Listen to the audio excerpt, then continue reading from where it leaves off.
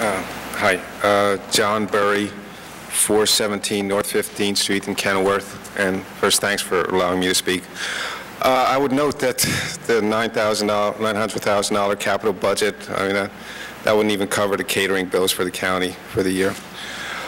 I noticed that the county, through the Union County Improvement Authority, brought to you the solar panel idea for the library.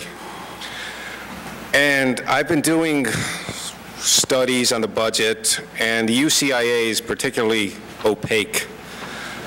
And I've got a few questions that might help me quite a bit based on your experience with the UCIA. First off, a little background. Charlotte DeFilippo is the executive director of the UCIA. She's also the chairman of the Union County Democratic Committee. Part of her job consists in raising campaign contributions for, well, Democratic candidates.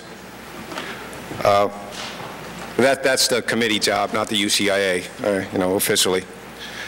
Now, to do this, she's raised a bunch from Dakota's Fitzpatrick, $6.6 million since 2004.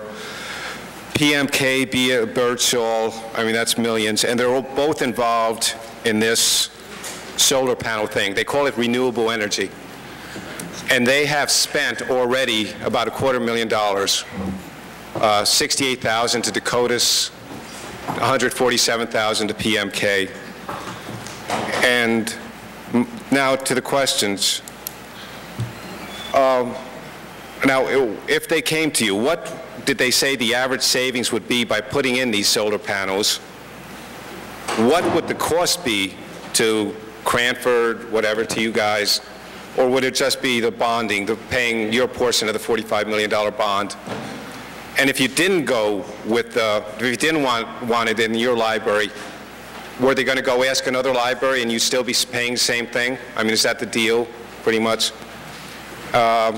And then who brought this to you? Was it a UCIA representative or Dakota's Fitzpatrick in some way? Is that what they're getting paid for? And the last question is, are you going to go with it? Or have you decided yet? Okay, thanks, Mr. Berry, for your questions. Our library director, to answer the next to last question, John Millar, brought it to us. The other questions that you've listed are great questions, and they're the exact questions that we asked Mr. Millar to get answers to, because we had no answers to those questions last night.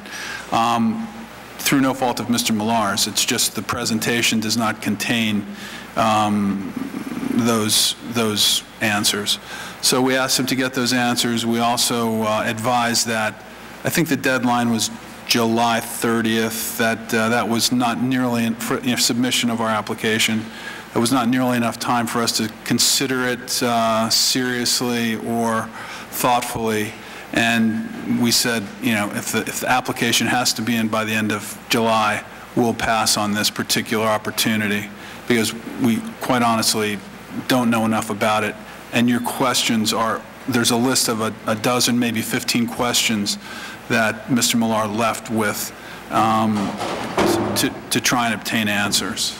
So it's dead? You're not going with it? Or I would say if the deadline is July, and there's no extension, yes, we're not going with it. Okay. Thank you.